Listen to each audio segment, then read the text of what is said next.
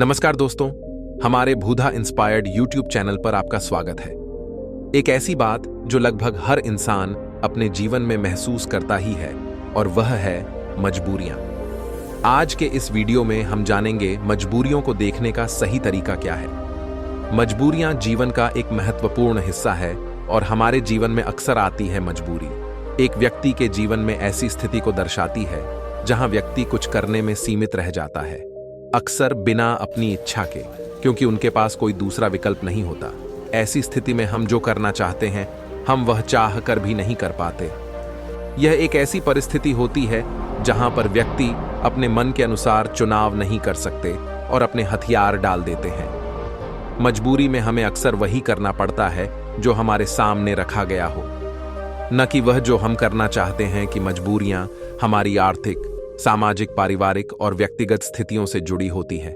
कुछ लोग मजबूरियों से कोसों दूर भागते हैं और कुछ लोग उनका डटकर सामना करते हैं, मजबूरियों से निपटने के लिए नए तरीके ढूंढते हैं। तो आइए इस कहानी के माध्यम से जानते हैं कि कैसे हम अपने जीवन की एक मजबूरी को एक अवसर में बदल सकते हैं। ये कहानी एक व्यक्ति के बारे में है जो बहुत दुखी था। एक समय की बात है, छोटे से गांव में एक आदमी रहता था।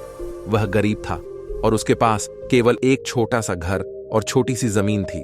उसका जीवन कठिनाइयों से भरा रहता था और उसकी मजबूरी उसे रात दिन परेशान किया करती थी। अपनी पत्नी और एक बेटा होने के बावजूद वह आदमी बेहद अकेला महसूस करता। वह मन ही मन सोचता रहता कि मेरे जीवन में कितनी मजबूरियां हैं। मुझे अपने घर का खर्च चलाने के लिए रोज काम पर जाना पड़ता है। अगर मैं काम नहीं करूंगा तो मेरा परिवार क्या खाएगा, मेरा घर कैसे चलेगा। मेरे बेटे के जीवन में अच्छा भविष्य लाने के लिए मुझे मजबूरन काम करना पड़ता है। उसे अपना काम एक बोझ लग रहा था और यह सोचकर वह बहुत दुखी था। एक तरफ जहां लोग उसे गांव के तालाब पर मस्ती करने आते और अपने दोस्तों के साथ सुकून भरा वक्त गुजारने आते, वहीं इस आदमी को वहां मजबूरन मछलियां पकड़नी पड़ती ताकि उसके घर के खर्चों में खाने पर होने वाला खर्च कम हो सके।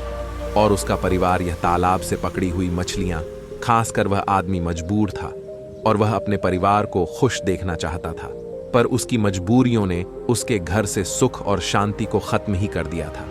उसे ऐसा लग रहा था कि अपने जीवन में इतने सारे कमियों के कारण वह कभी खुश नहीं रह पाएगा। एक दिन इसी बात से परेशान होकर वह एक पेड़ के नीचे बैठकर रो रहा था। तभी एक साधु उसकी ओर आ रहा था। साधु ने देखा कि उसके चेहरे पर बहुत सारे गम थे।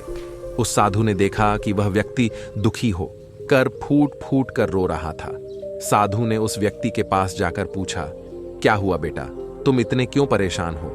उस आदमी ने साधु की ओर देखा। वह साधु साधारण कपड़ों में था और उसको देखकर व्यक्ति सोचने लगा, भला यह साधु क्या मदद कर पाएगा। मेरी व्यक्ति ने उससे कहा, तुम तो एक साधु हो, भला तुम क्या मदद करोगे मेरी? मैं पहले से ही अपनी मजबूरियों के कारण काफी परेशान हूं, तो मुझे अकेला छोड़ दो साधुओं। उस व्यक्ति से कहते हैं, बेटा इतना दुख तुम अकेले क्यों सहन कर रहे हो? मुझे बताओ क्या हुआ, शायद मैं तुम्हारा दुख दूर कर सके। व्यक्ति उस साधु से कहता है, तुम मेरा दुख दूर करोगे, तुम मेरी मजबूरियों से मुझे मुक्त कैसे कर सकते हो? तुम्हें तो खुद नहीं पता मजबूरियां क्या होती हैं। तुम्हें कौन सी मजबूरी का सामना करना पड़ा अपने जीवन में, तुम क्या जानो? मजबूरी, तुम्हें किस बात की चिंता? तुम तो काम भी नहीं करते हैं, तुम्हें किसी परिवार का ध्यान भी नहीं रखना। मुझे तो दिन रात काम करके अपने परिवार की जिम्मेदारी उठानी पड़ती है। साधु उस आदमी के कड़वे शब्द सुनकर भी शांत रहेगा। वह समझ गए कि यह आदमी अपने जीवन में अपने कामों और मजबूरियों को बुरा समझता है और इसी कारण यह काम को बोझ समझकर मन से किसी भी काम को नहीं कर पा रहा है। साधु हंसकर कहते हैं, बस इतनी सी बात, मैं तुम्हारी मजबूरियों को एक ताकत बना सकता हूं। तुम्हें कभी भी काम करने में बोझ महसूस नहीं होगा। तुम्हें अपने परिवार के लिए काम करना कभी बोझ नहीं मानोगे। मैं तुम्हें एक ऐसा रास्ता बताऊंगा जिससे तुम हर काम खुशी खुशी करोगे, लेकिन तुम्हें पहले मेरा काम करना होगा। क्या तुम तैयार हो? वह आदमी साधु की बातों को लेकर सोच में डूब गया। साधु ने कहा कि एक ऐसा रास्ता है जिससे बाहर काम खुशी खुशी कर सकता है और उसके बदले में केवल एक काम करना होगा। पर क्या यह सच है? ऐसा कुछ इस साधु को पता भी होगा या यह साधु बस मुझे पागल बना रहा है। आदमी ने कुछ देर सोचकर उस साधु को मना किया, ये कहते हुए कि मुझे नहीं लगता कि तुम ऐसा कुछ बता सकते हो। आदमी मना करके वापस घर लौट आया।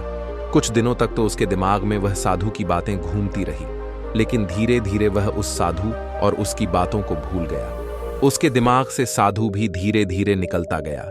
वह फिर से अपनी रोज की दिनचर्या में वापस चला गया। फिर कुछ महीनों बाद उसे एक दिन अपना मित्र मिला। वह मित्र से कहता है, हमारे गांव में एक बड़े ज्ञानी साधु प्रवचन देने आ रहे हैं। वह जो भी कहते हैं वह करके दिखाते हैं। वह बहुत बुद्धिमान है। उसका मित्र उस आदमी से कहता है, तुम भी चलो मेरे साथ, तुम्हें वहां आनंद आएगा। कभी तो अपने लिए कुछ समय निकाल लिया करो, तुम कितनी मेहनत करते हो। वह आदमी सोचता है, मैं तो वैसे ही अपने रोज के काम में मग्न रहता हूं। मेरा मित्र सही तो कह रहा है, कभी अपने लिए भी समय निकालना चाहिए। वह अपने मित्र के साथ उस साधु के उपदेश को सुनने और वहां जाने के लिए राजी हो जाता है। अगले दिन यह व्यक्ति अपने मित्र के साथ उस आश्रम में जाता है। वहां उसे वही साधु दिखता है जो उसे उस दिन काम को खुशी खुशी करने का मार्ग बताने का वादा कर रहा था। मित्र से बात करते समय उसने पूछा कि क्या यही वह साधु हैं जिनके उपदेश हम आज यहां सुनने आए हैं। उसके मित्र ने पुष्टि की कि हां, यह साधु वहां कई महान हैं और उनके पास ज्ञान की अमूल्य धारा है। और तो और उसके पास तो स्वयं राजा भी ज्ञान लेने आते हैं।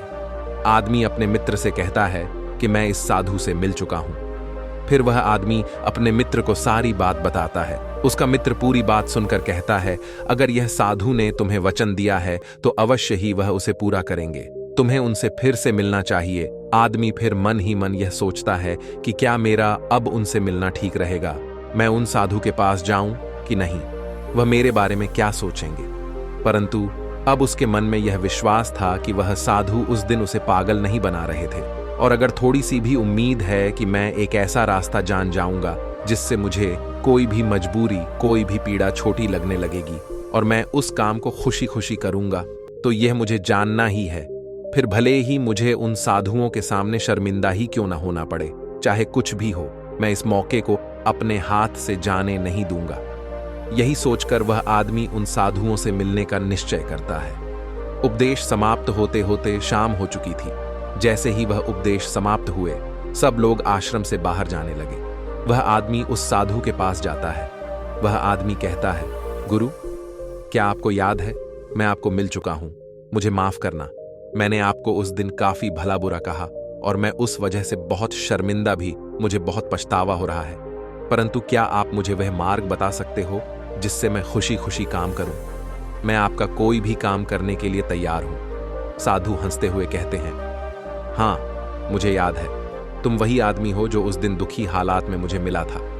ठीक है, मैं अपना वादा पूरा कर दूंगा, लेकिन अब शाम हो चुकी है और मैं पूरे दिन उपदेश देकर थक गया हूं, तो मुझे कल सुबह इसी आश्रम के बाहर मिलना। वह आदमी बहुत खुश होता है और कहता है, जी गुरुदेव, मैं कल सुबह आपसे मिलने आ जाऊंगा।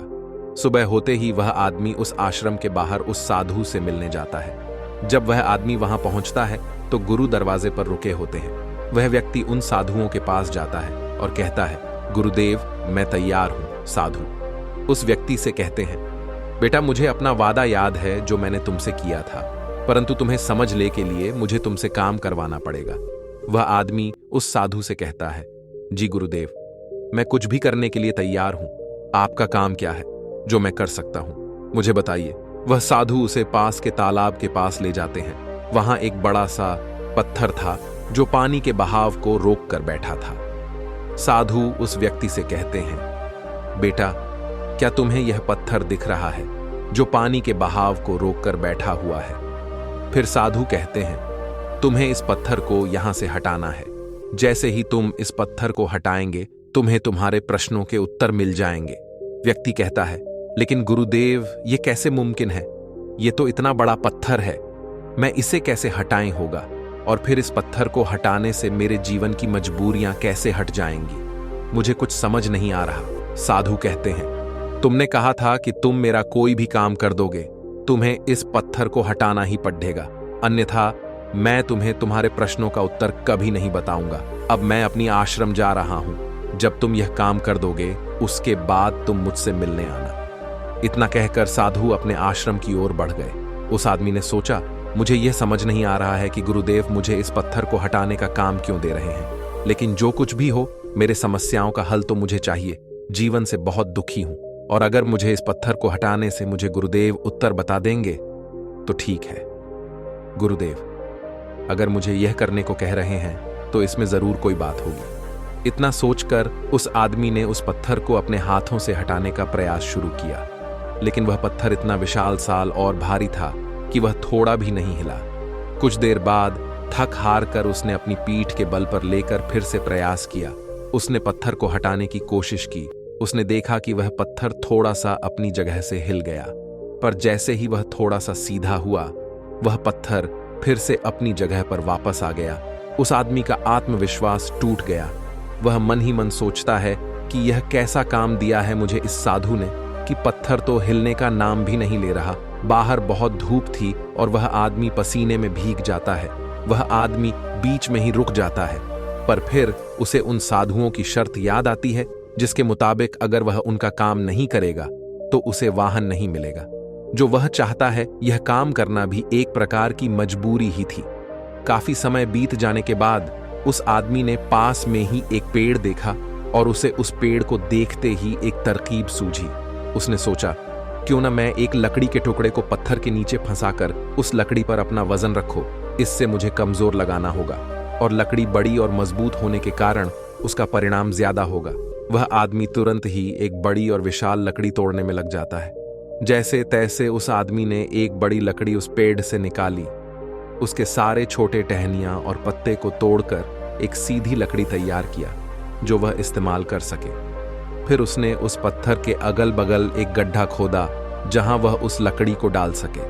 उस आदमी ने लकड़ी का एक छोर उस पत्थर के नीचे फंसाया और फिर वह आदमी अपने हाथों में 2 बड़े पत्थर लेकर उस लकड़ी के दूसरे छोर पर बैठ गया और देखते ही देखते वह पत्थर अपनी जगह से हट गया और पानी का बहाव फिर से चालू हो गया। वह आदमी बहुत खुश हुआ। उसे आत्मविश्वास महसूस हुआ। वह दौड़ता हुआ उन साधु के पास गया और कहा, गुरुदेव, मैंने कर दिखाया। मैंने उस पत्थर को हटा दिया और मैंने अपना वचन भी पूरा कर दिया। साधु पूरी बात उस आदमी से सुनने के बाद कहते हैं, तुमने अच्छा काम किया, मेहनत की, तुमने तरकीब निकाली और तुमने अपने दिमाग का भी इस्तेमाल किया। लेकिन मुझे एक बात बताओ, क्या तुम्हें लगा था कि तुम यह काम कर पाओगे? आदमी कहता है, नहीं गुरुदेव, मुझे नहीं लगा था कि मैं इतना बड़ा पत्थर हटा पाऊंगा। साधु पूछते हैं, क्या लगता है तुम्हें, तुम ये सब क्यों कर पाए? आदमी जवाब देता है, क्योंकि यही आपकी शर्त थी, अगर मैं नहीं करता तो मुझे अपना जवाब कभी नहीं मिलता। साधु कहते हैं, तो तुम यह कह रहे हो कि यह काम करना तुम्हारी एक मजबूरी थी? आदमी कहता है, हां, लेकिन आप वही क्यों पूछ रहे हो? इस पर साधु कहते हैं, मैं तुम्हें यही तो समझाना चाहता था। जिस तरह आज तुम्हारे सामने वह पत्थर हटाने की मजबूरी थी, इसी तरह तुम्हारे जीवन में भी तुम्हारे सामने कई मजबूरियां आएंगी। साधु आगे कहते हैं, मजबूरियां ही तुम्हें वह काम करवाती है जो तुम्हें नहीं लगता कि तुम वह कर सकते हो। तुम्हारी मजबूरियां तुम पर बोझ नहीं है, बल्कि मजबूरियों के कारण तुम जिंदा भी हो। तुम खुद सोचो, अगर तुम्हारे ऊपर मजबूरियां ना होती और काम करके अपने परिवार के लिए कमाई करने की कोई पाबंदी ना होती, तो क्या तुम अपने घर से बाहर भी निकलते? नहीं ना, तुम एक ही जगह है, बस आराम से बैठे रहते। लेकिन क्या ऐसा आराम करना ठीक है? क्या तुम्हारे शरीर में बीमारियां नहीं आ जाती? तुम अपनी मजबूरियों के कारण काम करते हो, जिससे तुम स्वस्थ और तंदुरुस्त रहते हो, जहां तुम पहुंचना चाहते हो। ये मजबूरियां ही तुम्हें वहां का रास्ता दिखा सकती हैं। वह हमें बताती है कि हमें क्या करना चाहिए उस लक्ष्य तक पहुंचने के लिए। तुम्हारी समस्या यह नहीं है कि तुम्हारे ऊपर मजबूरियां हैं, बल्कि तुम्हारी समस्या यह है कि तुम उन मजबूरियों को एक बोझ समझ रहे हो। हमारी मजबूरी हमारे लक्ष्यों को प्राप्त करने में हमारे लिए एक माध्यम बन सकती है और हमें नए दिशाओं में ले जा सकती है। जैसे कि तुमने लकड़ी का उपयोग किया ताकि उस पत्थर को, हताशा को, ऐसा ही कुछ हमारे साथ जीवन में भी होता है। जब हमसे ऊंचे स्तर के लोग, जैसे कि हमारे बॉस या फिर माता पिता या फिर कोई गुरु, हमें कोई कठिन काम देते हैं, तो हमें लगता है कि यह काम हमारे लिए बहुत मुश्किल है।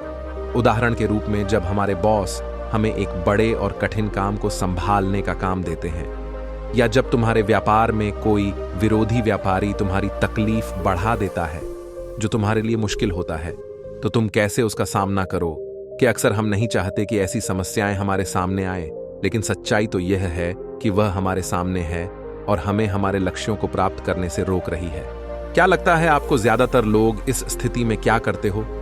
गया बेशक कोई नहीं चाहता कि वह संकट में आए, लेकिन जब एक विशाल समस्या उनके सामने खड़ी होती है, ऐसी कठिन समस्याएं जो उन्हें परेशान करती हैं, तब क्या करते होंगे लोग? जब भी हमारे जीवन में विशाल और भयानक समस्याएं आती हैं, तो हकीकत में वह हमसे सवाल पूछती है, क्या तुम इस लक्ष्य के काबिल हो? क्या तुम इस परीक्षा का सामना कर सकते हो? आप क्या करोगे? क्या होगा? आपका उत्तर इस प्रश्न पर क्या होता है? जब आपके सामने एक समस्या खड़ी हो जाती है जिसका समाधान आपके लिए मुश्किल होता है, क्या आप भाग जाएंगे? क्या आप अपने लक्ष्य को किस्मत के हाथों छोड़ देंगे? अगर हम इतिहास की ओर देखें तो हजारों लोगों ने इन सारे प्रश्नों का उत्तर न दिया। उन्होंने अपने हथियार डाल दिए, अपने लक्ष्य को छोड़ दिया, सिर्फ इसलिए क्योंकि उनके सामने एक बड़ी समस्या आ गई थी। ऐसा हम आज के युग में भी करते हैं। हम हार मान लेते हैं। हम अपने उच्च स्तर के लोगों को पागल तक कह देते हैं कि क्या सोचकर मुझे यह काम सौंपा गया, यह काम तो किसी से भी नहीं होने वाला। या फिर हम अपने लक्ष्य को त्याग देते हैं, यह कहकर कि शायद यह लक्ष्य मेरे भाग्य में ही नहीं है। लेकिन इतिहास के कुछ लोगों ने इस प्रश्न का उत्तर हमें दिया। वे डटकर खड़े हुए और समस्या की आंखों में देखकर उसका समाधान निकाला। वह कुछ बड़ा कर पाए उसी समस्या के कारण, और सच कहूं तो वह महान व्यक्ति आज उस मुकाम पर कभी नहीं पहुंच पाते। अगर उनके सामने समस्या नहीं आई होती तो उनकी समस्याओं ने उन्हें बड़ा बनाया, उन्हें मजबूर किया नए रास्ते ढूंढने में, कोई ऐसा रास्ता जो आज तक किसी ने नहीं सोचा था। बड़े और महान लोग भी अक्सर अपनी समस्याओं से जूझते हैं और उन्हें पार करने के लिए नए रास्ते ढूंढते हैं। समस्याएं हमें मुश्किल में डालती हैं और हमें मजबूर करती है। नए रास्तों की तलाश करने में यही तरीका है जिससे हम अपने लक्ष्यों को हासिल कर सकते हैं और अपने जीवन को सफल बना सकते हैं। और यही सही तरीका है हमारी मजबूरियों को देखने का। जब तुम्हारी नजर अपने लक्ष्य पर होगी तो तुम्हें अपनी समस्याएं छोटी लगने लगेगी। इसीलिए मजबूरियां अच्छी होती हैं। तो अगली बार जब तुम किसी मजबूरी में खुद को पाम तो खुश हो जाना, क्योंकि ये एक मौका है तुम्हें अपने आप को साबित करने का और उसी दौरान वह बनने का जो तुम पहले कभी नहीं थे। दोस्तों, आपने आज के इस वीडियो से क्या सीखा, मुझे आप कमेंट में बता सकते हैं। इस चैनल को सब्सक्राइब जरूर कर लेना। तो मिलते हैं अगली कहानी में। तब तक के लिए अपना ख्याल रखें। अपना कीमती समय हमें देने के लिए आप सभी का तहे दिल से धन्यवाद।